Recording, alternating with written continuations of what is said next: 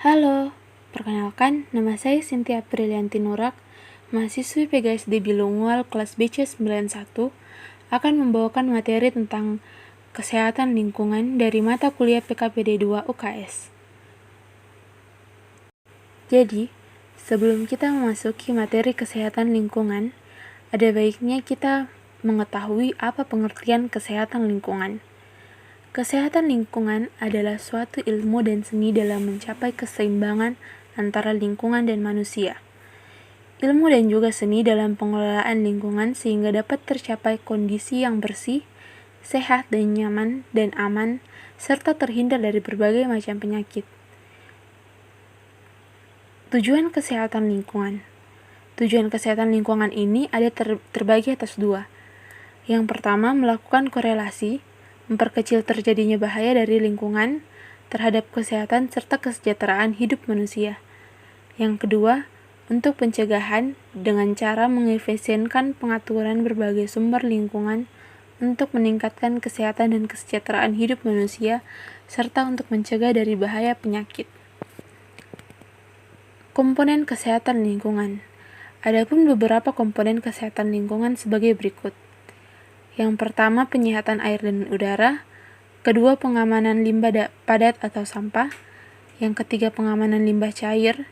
Yang keempat, pengamanan radiasi. Yang kelima, pengamanan kebisingan. Yang keenam, pengamanan vektor penyakit. Yang ketujuh, penyihatan dan pengamanan lainnya. Selanjutnya, saya akan membahas materi kesehatan pribadi dan lingkungan. Kesehatan pribadi adalah badan diri seseorang yang bersih dari segala penyakit, yaitu berasal dari dalam tubuh manusia maupun luar tubuh manusia tersebut. Pribadi yang sehat bisa dikatakan sehat bila luar dan dalam tubuh pribadi seseorang itu sudah bersih dari segala penyakit yang dapat mempengaruhi kesehatan pribadi tersebut. Adapun beberapa aktivitas kesehatan pribadi. Yang pertama, memelihara kebersihan diri dengan cara mandi 2 kali sehari, menggosok gigi sebelum tidur dan pada pagi hari, dan memelihara kesehatan rambut. Yang kedua, memilih makanan yang sehat. Yang ketiga, istirahat dan tidur yang cukup. Yang keempat, olahraga atau latihan fisik secara teratur. Yang kelima, perbanyak mengkonsumsi air. Yang keenam, menghindari terjadinya penyakit, melakukan pemeriksaan kesehatan. Yang ketujuh, pemeriksaan kesehatan atau check up. Yang kedelapan, melakukan kebiasaan untuk hidup sehat lainnya. Selanjutnya saya akan membahas tentang pengertian kesehatan lingkungan.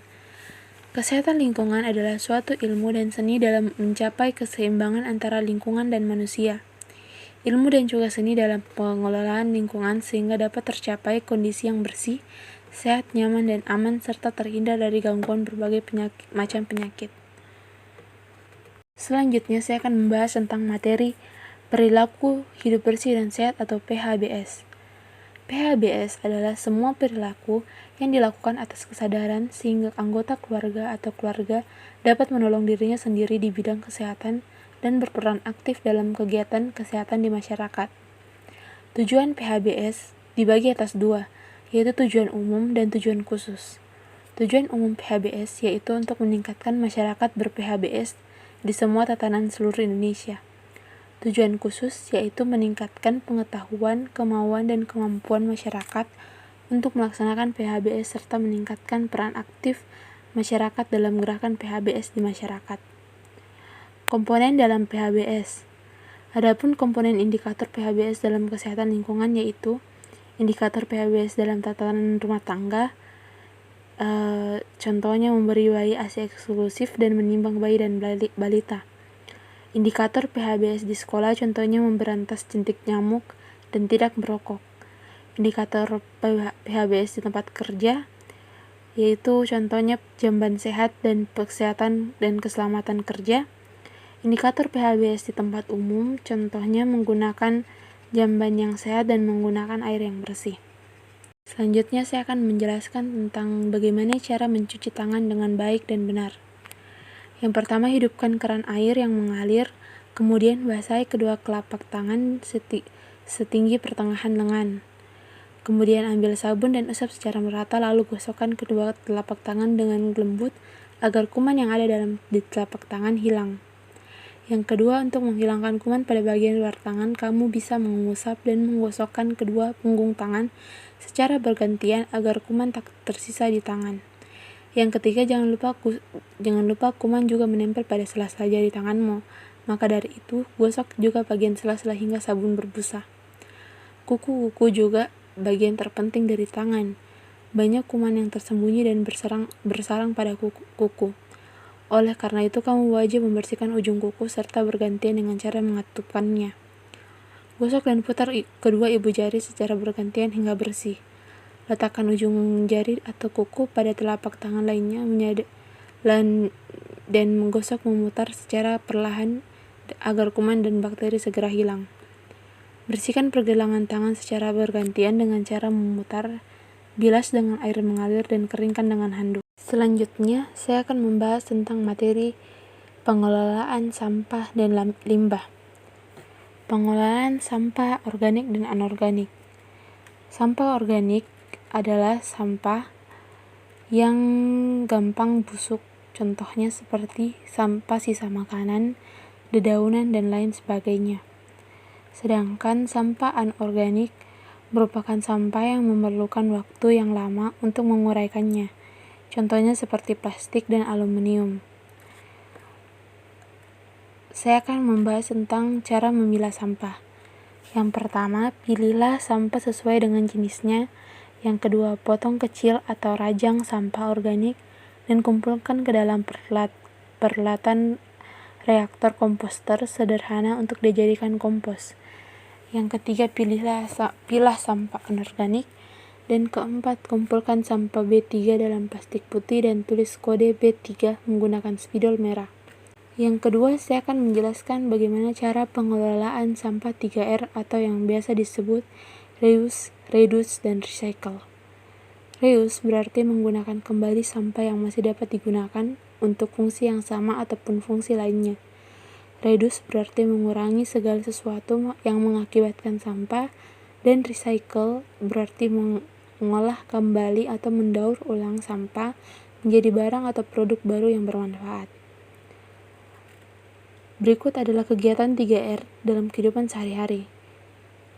Contoh kegiatan reuse dalam sehari-hari adalah gunakan sisi kertas yang masih kosong untuk menulis, gunakan email untuk berkirim surat, dan jual atau berikan sampah yang terpilah kepada pihak yang memerlukan. Contoh kegiatan reduce sehari-hari adalah kurangi penggunaan bahan sekali pakai dan hindari memakai barang-barang yang kurang perlu. Contoh kegiatan recycle adalah pilah produk dan kemasan yang dapat didaur ulang dengan mudah terurai, olah sampah kertas menjadi kertas atau karton kembali. Materi terakhir yang akan saya jelaskan adalah tentang gejala lingkungan tidak sehat. Dampak dari lingkungan tidak sehat, yang pertama, mudah terserang penyakit. Orang-orang mudah terserang penyakit karena lemahnya sistem imun tubuh dan didukung dengan lingkungan sekitar yang kurang bersih. Yang kedua, menjadi malas. Lingkungan yang kotor dapat menyebabkan orang menjadi kurang termotivasi untuk melakukan aktivitas sehari-harinya.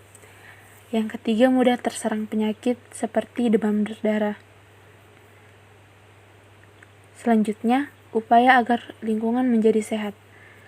Yang pertama, membuang sampah pada tempatnya. Yang kedua, membersihkan rumah dari kotoran dan debu. Yang ketiga, bersihkan halaman rumah secara rutin.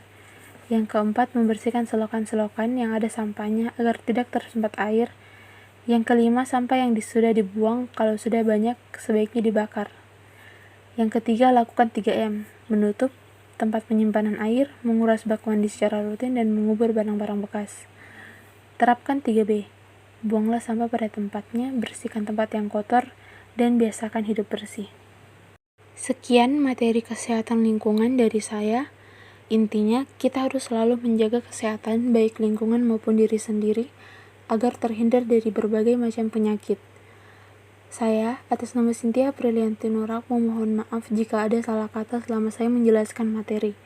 Terima kasih sudah menonton.